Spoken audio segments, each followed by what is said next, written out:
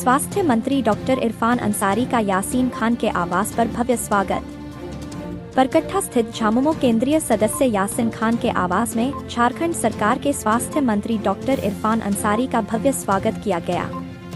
इस मौके पर यासीन खान ने स्वास्थ्य मंत्री को पुष्पगुच्छ भेंट कर स्वागत किया। वहीं स्वास्थ्य मंत्री ने अपने संबोधन में कहा कि भाजपा के लोग सरकार को बदनाम करने में लगी हुई है। इस दौरान उन्होंने शायराना अंदाज में कहा कि कैसे डसेगा कौन जानता हूँ, फिर भी कहाँ किसी का खौफ मानता हूँ, जंगल हो या आस्तीन, सांपों के सभी नस्लें पहचानता हूँ मैं। आइए सुनते हैं उन्होंने अपने संबोधन में लोगों को क्या कहा।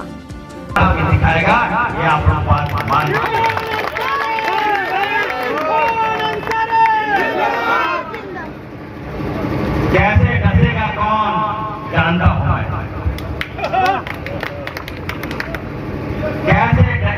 कैसे डसेगा कौन मुझे जानता हूँ मैं, फिर भी कहाँ किसी का खौफ मानता हूँ मैं।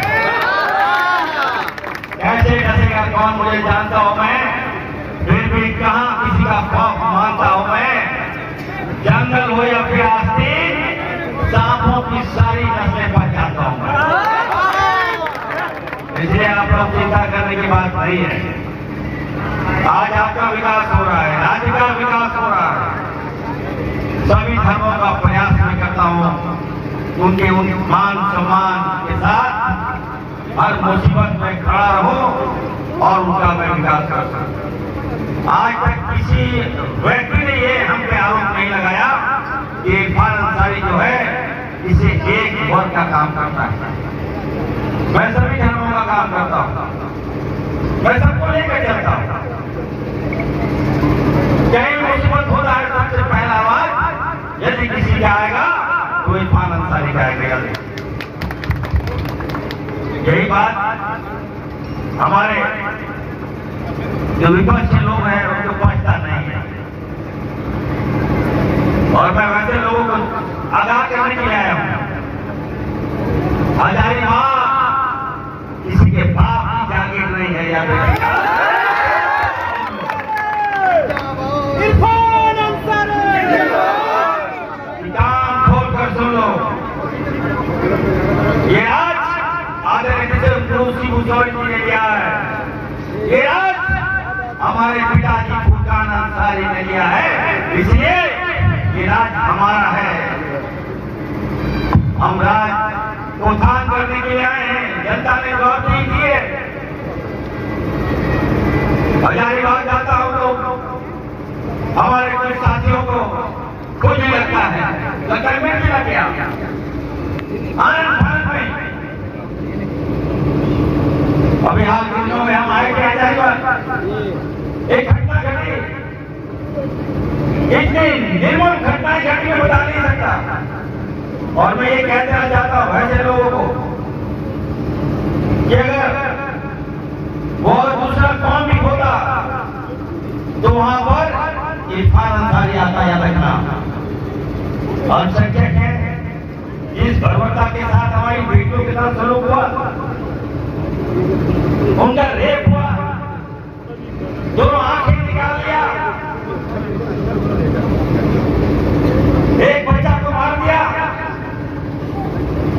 और अगर हमें फोन आता है कि सर हमें इंसाफ दिलाइए, इरफान साहब आप आइए मदद कीजिए, तो मैं आपसे पूछना चाहता हूँ अगर मैं वहां बचाने के लिए गया, उस परिवार को मदद करने के लिए गया, तो क्या मैं कोई गलत काम किया क्या? उसके बाद मैं जो कहना चाहता हूँ हजारीबाग के सांसद को मैं कहना चाहता हूँ, अरे सांसद इतना निकम्मा कैसे हो गए तुम लोगों में? कम से कम इंसान बना है, एक बार उस परिवार से मिलते हो जाकर हमें अच्छा लगता। ठीक है, तुम्हें लगता है कि हमारा समाज को वोट नहीं किया, कम से कम हमें तो लगता है कि 100 में कम से कम 2-3 वोट जरूर दिया होगा, गलती से दे दिया होगा। तो उस वोट की रक्षा करते हुए तुमको उस परिवार से आगे नहीं आ जाएगा। एक बार भी आवाज नहीं उठाया, एक बार भी उस परिवार से नहीं मिले गया। मिलने कहा गया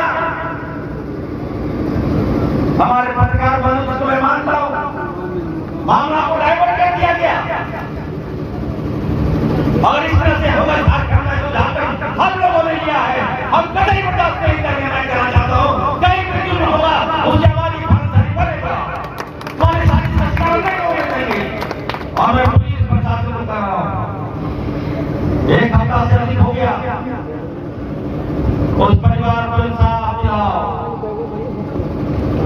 इंसाफ दिलाओ, इंसाफ दिलाओ।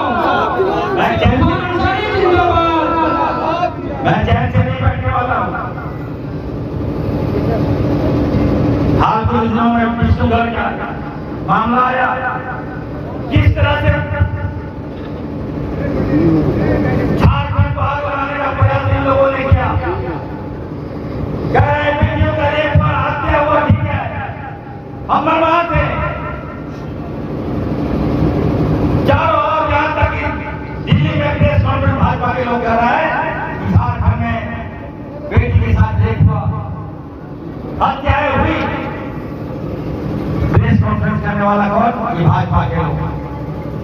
और सच्चाई क्या है, मैं आपसे पूछना चाहता हूँ, आप बताइए सच्चाई क्या है। मीडिया वाले से पूछना चाहता हूँ, बताइए सच्चाई क्या है।